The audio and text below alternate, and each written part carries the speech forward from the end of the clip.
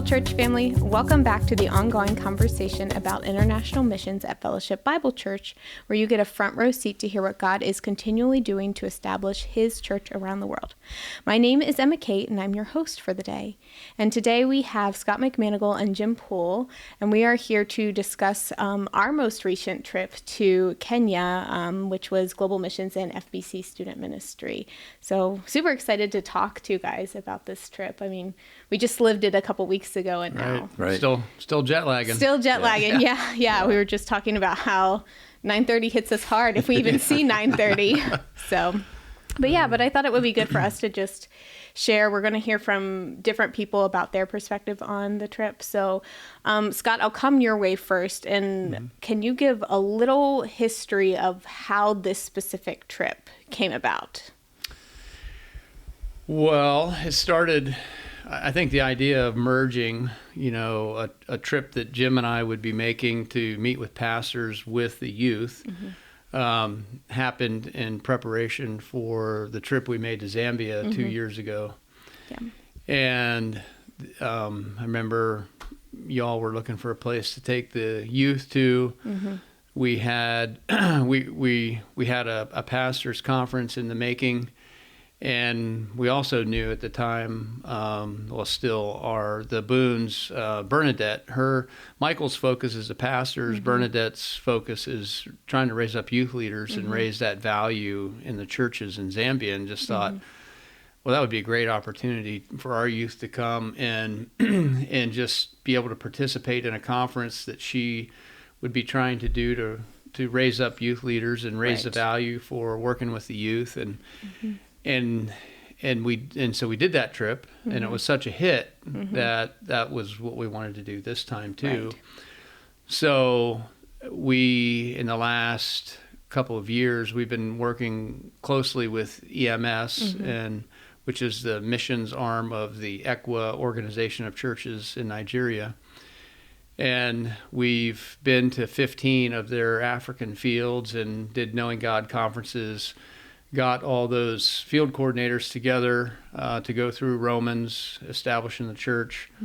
And the next step in our equipping of those leaders was to take them through Ephesians. And so we thought, well, this would be another great opportunity to bring the youth along and have the youth the first week would be a conference where the youth would teach through like our new Creation of Christ lessons. And again, hopefully raise the value for focusing on the youth. I think a lot of these churches, they don't make, they just teach the church. And whoever shows up, whoever is there, that's who they teach. And so I think it's a real hit and miss as to what youth or kids or even women really get. And so that's how this came about. And and I think so the trip for Zambia for me was the first time I'd ever traveled with Global Missions and seen like what it looked like. And I remember that being so impactful for me. And so as we were and watching it be really impactful for the students who went on it. And so as we were talking about what the students would do in 2025, when you guys brought the idea of doing a very similar thing, I thought, this is good. And as good as Zambia was, Kenya was incredible. Yeah, I agree. I don't know, Jim, if you have anything can speak to what really stood out about this past trip to Kenya for you. Well, the response by the pastors and missionaries and church leaders to the youth doing the teaching was really phenomenal. It was just real encouraging. I would say surprising. It was great. The youth started to teach on their first day, and at the first break, certainly before lunch, the pastors and missionaries, they were coming up to us and just telling us how good of a job the youth were doing and how impressed they were by what they were sharing and the heart from which they were sharing it from. And we weren't totally sure of how it was going to go because these are, they're well-seasoned pastors. They're missionaries. Right. Some have been missionaries for a long time. They're 50s, 60s Right. years old, being taught by teenagers. And so, but right away, it was just a huge success. Yeah. It was like a grand slam times 4 Yeah. of the success. And so, yeah, that was certainly a highlight, was just seeing the impact that the kids had, and in terms of being received by. It was very inspiring for the folks that were there in attendance to hear them, and almost everybody said that we're going to go back and see. They saw the value. We're going to go Right. back now and pour more energy, more effort, more time, more resources into our youth, and having seen, hey, youth can do it. Right. Whoa, Right. like youth can do this. Like youth can be taught. Like these are actually Yeah. teenagers doing this, and so I think it was just really, really inspiring for them to go back and teach the youth and give Yeah. more emphasis and time to the youth. So that was a really big, I think, for all of us. Yes. Yeah. Was just seeing how well the youth did, and knowing that they had prepared a lot, and you were very involved in that, and the whole youth leadership team. They've spent, months and months and months preparing, studying through the lessons, reading through the lessons, and then coming together with their particular lesson that they presented. And then the youth, they did skits, they did songs, they interacted, they did music, and just not only just the teaching, but their all around involvement with everybody it was really it was really, really good. Yeah. It's like the Lord knew who needed to be on the trip, and he chose the team so perfectly. But back to something you were saying, like, not a fear, but maybe a concern of, like, how are these pastors going to respond to that? Because that was definitely something, like, again, we're having teenagers teach pastors, and I was scared that it was either going to go that way, they were just going to reject it, or they were going to be like, oh, that's only something FBC can do, not our church. And so I was so grateful that they landed, oh yeah, this is something that God can do in our churches, and it's not, FBC's not special in this, and they're not disregarding them because they're young, but just saying, okay, look at what God is doing through these teenagers. And that was so exciting to see. So yeah, because any teenager could do what we did. I mean, it was, we just spent months together. Like you said, it was just, they got to experience discipleship in their lives, and that's what allowed and enabled them to do this, was just that study, because all the kids had to go through knowing God, and they went through it either with a parent or a small group leader or some adult, and then every month they would get together and discuss the lessons that they had studied that month. And so there was just this familiarizing themselves with the content, and then watching them grow in their understanding of who God is. And so for me, what was so incredible was watching them communicate it so clearly, so efficiently, having walked with some of them through the studying, and then being like, they've got it, they know it. And that was just so impactful and so powerful. And I hope that they can recognize, and that's one of my prayers and follow-ups, is recognizing the role that the discipleship played in their lives, and the preparation for this, and the equipping that they experienced, and that they can say to their friends, anybody can do this because God equipped us for this. It wasn't by our own efforts, by our own strength. Not that they didn't have to put any effort into it, but yeah, just watching God work through them is just so powerful. And then they had that platform to experience that and watch God work through them. So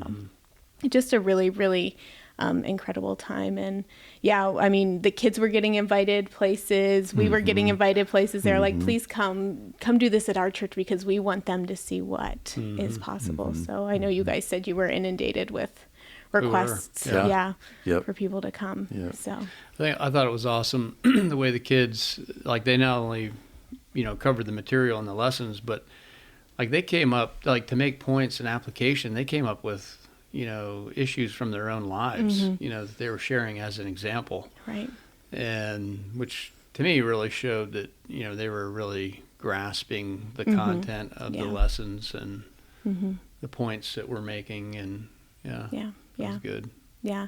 And so that first week, then you guys just got to sit and watch and participate in the conference. And I know, Scott, this had to be special for you. Like in Zambia, Jim got to watch Calvin do this. And then this year you got to watch your eldest grandson do it. Yep. So what's that moment in like terms of like, man, watching God work through your family and reveal himself? Like what does that make you think of?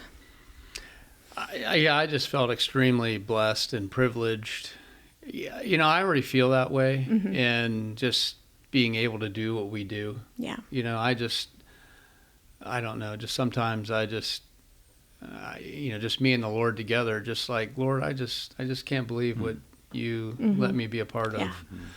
And, in many ways, I feel like Abraham, he was an idol worshiper, just minding his own business, and for whatever reason, God wanted to use him in his plan, and Right. it's like, it's the same way, there's nothing about any of us that God needs to use us, Right. Or needs us in his Right. plan, Yeah.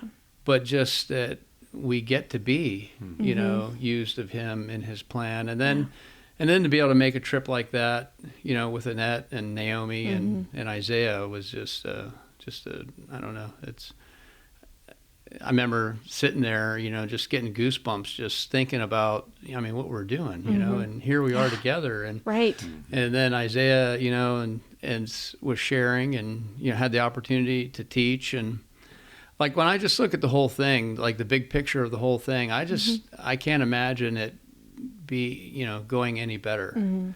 Yeah. When you look at all that you did and helping the team prepare ahead of time, and they're studying through knowing God ahead of time.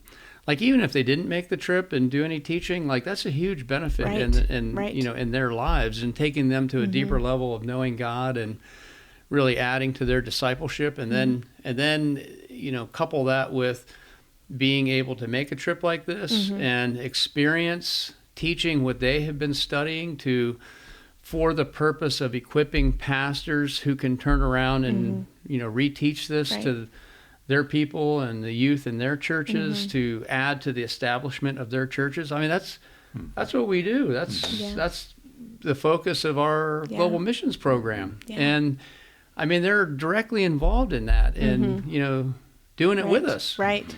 And then for them then to have the second week and to sit and go through, Jim and I teaching through Ephesians.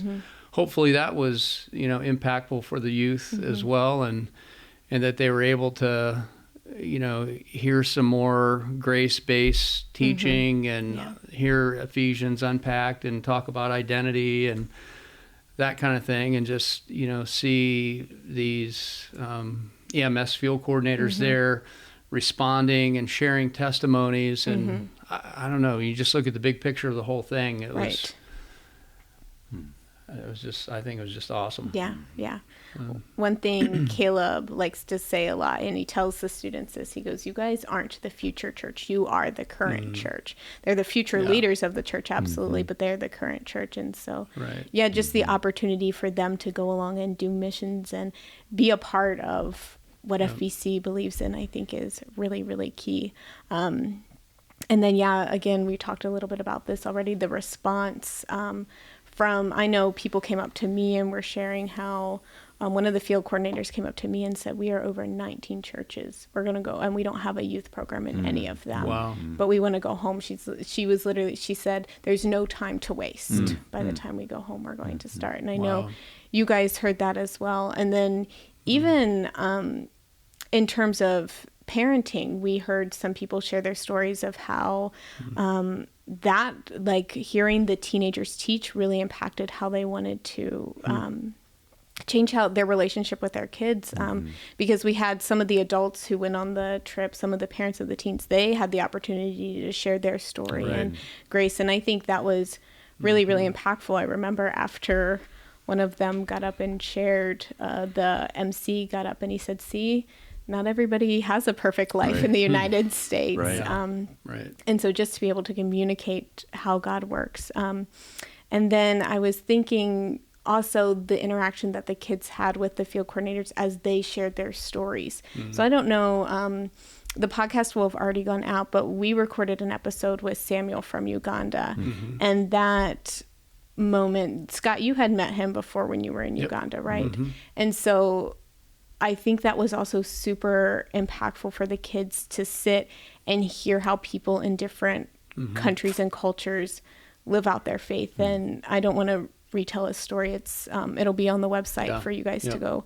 But what a powerful, powerful story of how God pursued this man throughout his entire life, and what he delivered him from on this earth, but then what he, his spiritual identity, just incredible. And then some of the other field coordinators that are in a country in Africa, and they work with victims of sex trafficking. And for the students to sit and to hear their story, how they were sharing how there are days we don't eat. We just don't have enough money to eat because we are, working with these girls and trying to feed them. And so we just don't eat. And for the students to get the exposure of what it looks like to depend on Jesus in ways that we in the States are just simply not familiar with, I think is just really, really powerful. So then my question for you guys is, what is then the follow-up and the next steps with these EMS field coordinators? When will you see them again? What will the follow-up look like be for them? So, Jim? Maybe even before we get to that question, I think that, I think we've talked about what it meant to us in our church, and for those of us that went on the trip. But I think that also, it was really encouraging for the EMS field coordinators who attended, because a lot of these are, most of them are from Nigeria, and they're Nigerian missionaries to lots of these different countries. So not every one of them, but the majority of them are.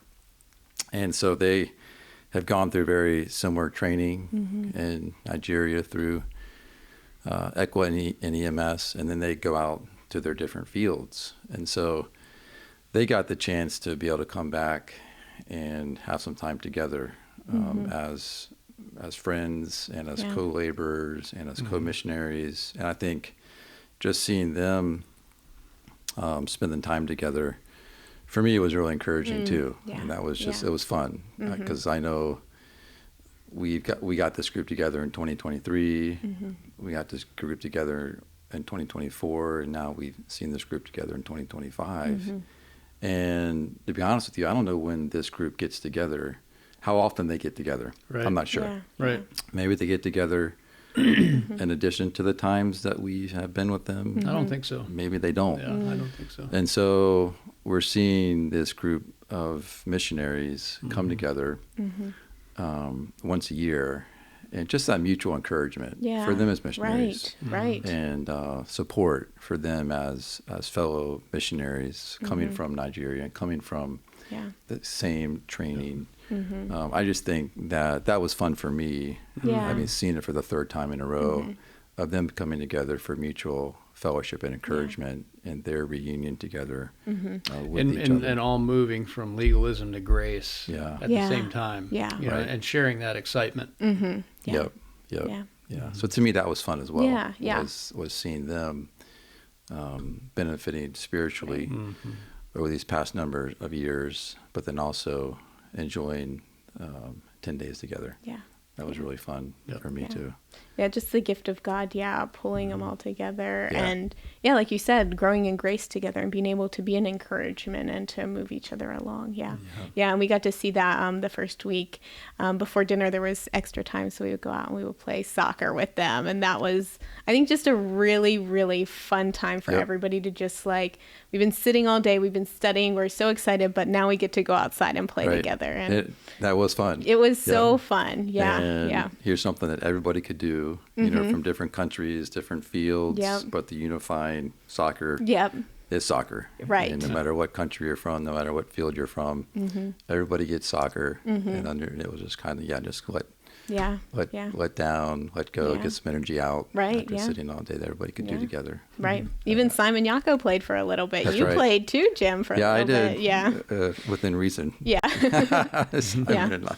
And only one injury, so, not That's that right. bad. That's So, right. But yeah, Yeah. just what a fun fellowship time together to just enjoy each other. And then I think some of the kids brought in American football, so you got to help teach, right, how to throw the football. So one of the kids was like, they're so good at all these sports. And he's like, and we teach them how to throw a football. And by tomorrow, they'll be way better than us at it.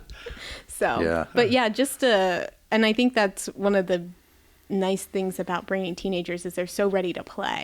And so they were, and then one of the girls, Daya, she just loves including everybody. And so she was like, when we were going out, she was like, can I invite everybody? I was like, of course, anybody can come play with us. Yeah. So. And that was a gracious provision from the Lord to have those 2 fields out back. Yes. Because, we were at a hotel and, hotels, parking lots for parking and things like that. But they don't necessarily have a big field. Right. And so I think it was just a real provision from the Lord to give 2 big fields out back where we could go and do and play in the afternoons and evenings like that. Yeah. That was good. Yeah, because that was, again, not a fear, but a concern I had. In Zambia, the first conference that the students taught at, the people who attended were a lot younger. They were closer to their age. And I knew that these people would be closer to their parents' age and older. And so that was something, I was like, what is the connections between them going to look like? But that didn't matter. The age didn't matter. They just bonded with so many different people. And I mean, we stayed up really late one night so that one of the ladies could braid all the kids' hair. And it was quite the party. We were all delirious by the end. But like, what even a sacrifice on her and her husband. Right. We were all in the room together and just staying up to braid the hair and just build relationship, just do life together for 2 weeks. And I think that was something that was really hard for the kids to say goodbye to, because it is a gift. They realized, man, I got to live with my friends for 2 weeks and we got to do stuff and we got to experience all of this together. And so saying goodbye Thursday night and Friday morning, there were lots of tears shed because we had built those relationships and it was really, really hard to say goodbye. So, I mean, it wasn't a goodbye, it's a see you later, whether it's on earth or in heaven, but it's still hard. Yeah. So you guys know what that's like. You are used to saying see you later a lot. Right. Yep. And you took the students to a school one day. Yeah. And I heard, and we weren't there, but I heard that just your time there with the students at Peter's school, just being with those students for an hour and a half or 2 hours made the goodbyes very difficult. Very difficult. The number of the students, just the quickness of that bond and experience that they don't often have. And when will they be able to have that again? Right. So, yeah. But that was a really special experience for them to go to the school and meet the kids that are there and play with them. And we sang songs with them. We sang the songs that they had taught us earlier that week. And so that was really, really sweet. And even not everyone at that school was a believer. And we saw one little girl, she had a hijab on, but she was still singing Jehovah has the final say. So, it's a great ministry because even in talking with Peter, who runs the school, he was sharing how that there have been times where they've cast out demons in students, and it's just been, there's a lot of spiritual warfare surrounding that school and just how God has been using that to spread who he is to that community. And so that was really, really incredible. Yeah. So yeah. What an amazing time. And so then coming back to a question, so what's next for these EMS field coordinators? Is the goal to continue to try to get them together once a year and continue going through the lessons? Or when is the time when you're like, they won't need these meetings anymore? So what does that look like moving forward? Yeah, so our goal is to see churches established in the faith. Right. And so we're beginning with the field coordinators. And I feel like over the last couple of years, we've laid a real foundation in their lives of helping them, transfer their trust, hope, and dependence from works and legalism to grace and the finished work of Christ. And, and hopefully their eyes, are open to those truths. And now we've also equipped them with, when we were together last time in Nigeria, we helped each of them kind of come up with a strategy for how to begin implementing the passing on of these truths and laying a foundation on their fields. All their fields are different, in terms of the number of churches, the number of missionaries, the number of pastors that they're working with. Like Peter in Kenya, it's just him. He's the only EMS missionary and the only Equa church. Yeah. But then there's countries like Chad that have hundreds. Right. And so, and everything in between. And so helped each of them consider their field and know where to begin and how to begin. Well, back then we had our original versions of Creation to Christ, Acts, Romans, beginning the progression that we follow. Right. And since then, we've rewritten Creation to Christ, Acts, and Romans. And so we actually, months ago, we've asked them to hold off on the translation of the lessons that we had given them in Nigeria and wait for these new versions. So hopefully each of the field is going to begin that process of preparing those lessons, getting them ready to pass on to the rest of their field, whether it's, one church or whether it's a bunch of churches, pastors, church leaders, however many it is. What we've done to establish these field coordinators and lay that foundation, they need to turn around and do that now with the next tier of leadership, pastors, missionaries, church leaders, and so that it can begin to be taught in the churches and then have that same effect in the lives of the people that make up their churches. So they need time for that. We could keep having conferences and keep plowing through material, but the reality is they need to grow in the foundation that's already been laid. They need to begin implementing what they've been given. Right. And that takes time. It's got to be translated and it's got to be taught. Yeah.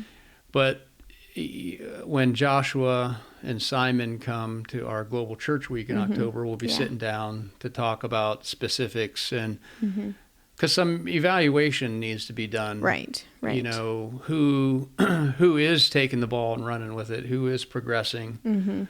Are there difficulties? Are there challenges that they're facing? Right. So, gotcha. Yeah.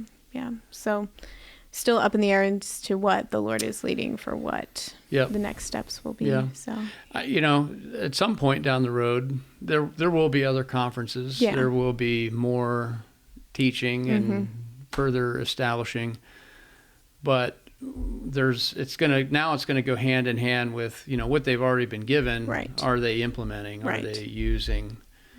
And as that takes place, they're going to continue to grow in grace. Because you know how it is. It's one thing to be taught truth, but then when you're preparing and reteaching it to someone, God uses that to take you to an even deeper level of grasping it. For sure. So.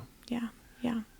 And so, well, it'll be super exciting. And then you mentioned Global Church Week, which is 2 months away. Yeah. That's so exciting. So, Jim, do you want to just, what most excites you about Global Church Week? Seeing everybody and having time together. Yeah. And that's what's very exciting to me. We were with some 2 weeks ago that Lord willing we'll see again. Some we know for sure we will. Simon and Ruth and Joshua and Melissa, Zacchaeus and James and William. So for sure we'll see some of the folks, but there were a number of couples that were praying that they get visas. So we've invited some new folks to come with us, to come here to be with us. So hopefully, Lord willing, they'll be granted an interview. That's where it starts. Some of them are waiting even for the interview. And then once they have the interview, that they'll be granted a visa. And so, so that's what excites me the most is just being together. And then also just like seeing the field coordinators together with each other, seeing our church body with our global family. That Yeah. to me is also very exciting, which is the main reason we have the conference Right. here Right. every other year, is so that our church body can have opportunities to have conversations and spend time Yeah. with our global family, and so yeah, it's just exciting to see everybody come together again and have that time together. Yeah. So Yeah. Yeah. It's a very special time here at our church, and I think it's really special that we have this time for a lot of our global church partners to come in. And I just think of how, even though only a very small percentage of FBC went on this trip, so many people at FBC were involved, from the people who prayed, the people who gave financially, the people at the seniors meeting who heard us share, like just so many different people. I had so many messages from different people sharing how they were following along. We were trying to keep them updated on social media, and just because we went doesn't mean that other people weren't involved. And so that's why Global Church Week is also really special, because it brings them here. And so for the people who can't travel, have the opportunity to hear the stories that we got to hear. And it's the main reason. It's the main reason why we have it here. Yeah. Because honestly, if it was just about, continuing to equip the ones that we work with, it would make more sense for us to hold a conference in their area, their regions, their areas. We'd be able to get a lot more people together. Yeah. We wouldn't have the visa issues. Right. But if it wasn't for this body, there would be no global missions. No. At least, from the standpoint of, FBC, Right. there wouldn't have been this trip.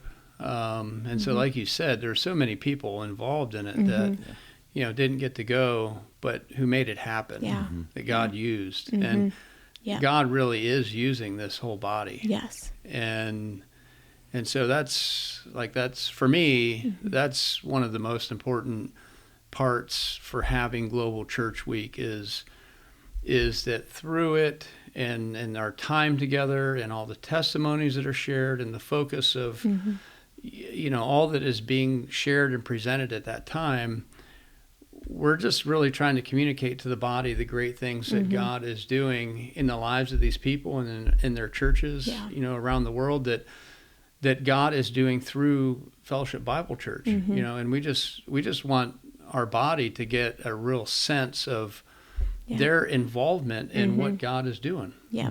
Even if you don't think about missions, even if you're not even really interested and you don't attend any of the activities during Global Church Week, if you're a part of this body and you give, a percentage of all of your giving goes to making this happen. So just by being a part of this body, you are a part of what God is doing around the world. Yep. I just think that's exciting. It's so exciting. Yeah. And we just really want our body to know, just how important they are and just how thankful we are for them. And Yeah. It's going to be a great week. And there's also, for our body, there's opportunities if you want to get involved in global missions. There's so many opportunities to serve that week, just with helping out at the events, hosting people, driving people, meals. There's just so many things. And I think that can all be found on the FBC website. If you go to the global missions page, I think there's a sign up. And I would encourage people, because you're forming a friendship and a relationship that'll last for all eternity. So it's picking somebody up at the airport gives you a chance to have a conversation. Yeah. You know, spending time with this person doing that gives you an opportunity to have a conversation and just get to know them a little bit more. Right. So those are the big groups are good, but they're the big groups and there's lots of people around. Yeah. And the big gatherings. But if you can take advantage of kind of the behind the scenes opportunities to be with people, sometimes those are the best. Right. Exactly. And then it's just that time of mutual encouragement as you get to share what God's doing in your life and you hear how God is working in their life, and then you both walk away encouraged because it's about what he's doing. Yeah. So. Amen. Awesome. Well, thank you guys so much for being a part of today's episode. If you want to learn more about our global church partners, make sure you check out the mission stairwell right next to the north main entrance.